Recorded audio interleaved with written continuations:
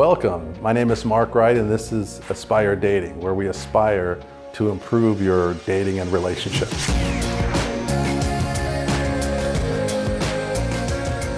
Start to rebuild your life, bring joy in your life, become who you were meant to be, become your true self. Aspire to make a difference.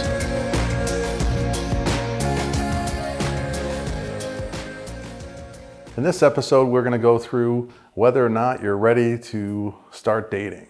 In many cases, you've gone through something devastating. You've been rebuilding your life. Hopefully by now you've got some new friends and new hobbies and new other things that you've been doing. And you've done a lot of work on yourself. Now you've got to kind of go, well, what's next? In many cases, this might be several months, weeks, months, maybe even years. And now you get to see, am I ready? And if I am ready, what do I want to do in terms of these next steps? There's a variety of different things you can try. You can go to bars and clubs, those kind of things, or you can do things online. Nowadays with apps and different things like that, there's a lot of other platforms that you can use to help you get access to men or women, depending on what you're looking for. You can do anything from a very serious relationship to something very casual, and even hookup culture, which is very common these days, which was very unusual for me when I was in this situation. For me, my bomb, actually I had 3 bombs that went off.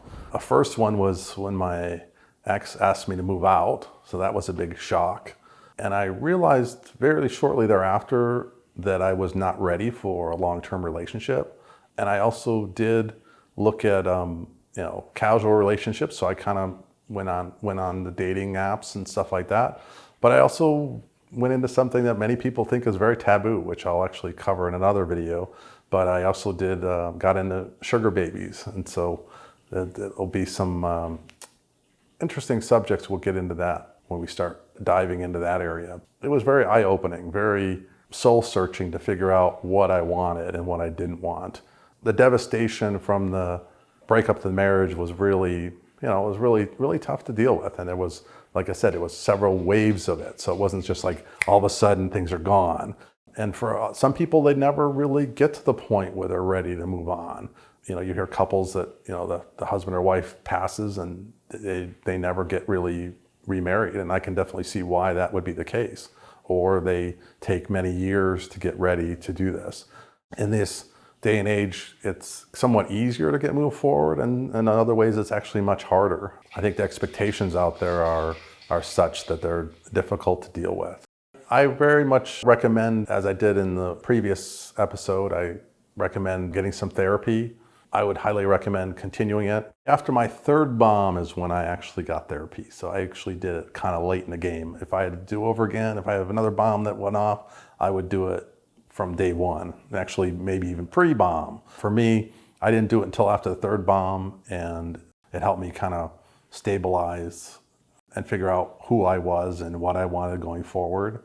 And I continue to see that therapist. I have what I call a spiritual therapist and a regular therapist as well, that I just talk online every other week and talk all the stuff that is going on in my life, make sure I'm not going off the rails, set boundaries, set things that I want in my life and things I don't, and then rebuild. And that's a key thing, is what do you want in your life? For many of us, if we've been in a long-term relationship, we don't really know what we want. We know what we want as a couple, but what do you want?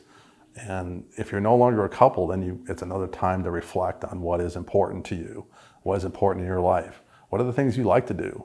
And try things, just like in the previous ones, I said, try different things. But now, it's probably been weeks or months since since everything went off. And at the beginning, you gotta take day by day. You may need to force yourself to get up in the morning. You may need to take a breath and be like, I don't even wanna go on. But then as each day goes on, you'll get further and further from that disaster that struck, and you can continue to build your life. And you get to the point where you're actually happy in your life.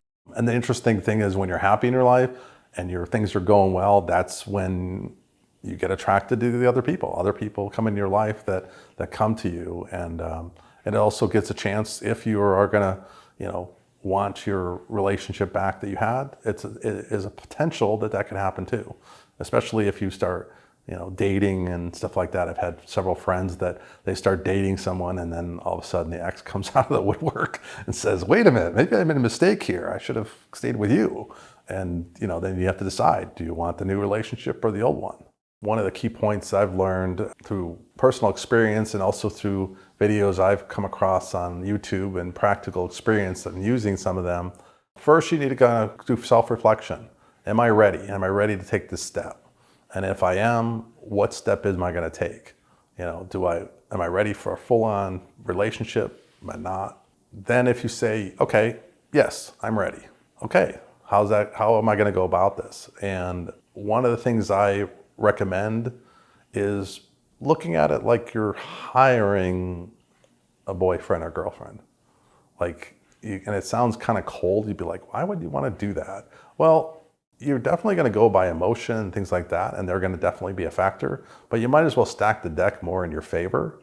So if you're going, okay, my last relationship, they had this and this and this, these are the factors I liked, and these are the things I don't, you can kind of, as I put my Spock hat on, you can kind of come up with a rating scale. And I know it sounds very cold and callous to say that, but there's, you can kind of say, okay, this is what I'm looking for. This is what I want. And it ends up being like you're hiring a partner. What aspects do you want them to bring to the table? And what are non-negotiables? Are the things that you will not accept? I've had a tendency of being the white knight, rescuing my partner. Fortunately, I'm getting out of that problem. And the people have all kinds of issues. They go after the bad boys that treat them like crap all the time, that dump them, that cheat on them, all this kind of stuff. And maybe you can break the pattern that you're dealing with. That's why I highly recommend having a therapist, because they can help you stay on track. Are you sure you want to go with this person? This person seems kind of abusive. Why do you want to do that? What are you looking for? And if you're ready to get started, we definitely will help out. We've got some videos in the pipeline that we're going to work on to help take you to the next level and help you hire your boyfriend or girlfriend. And then hopefully more than just the analytical side. Please like and share this video with anyone who may benefit from its content.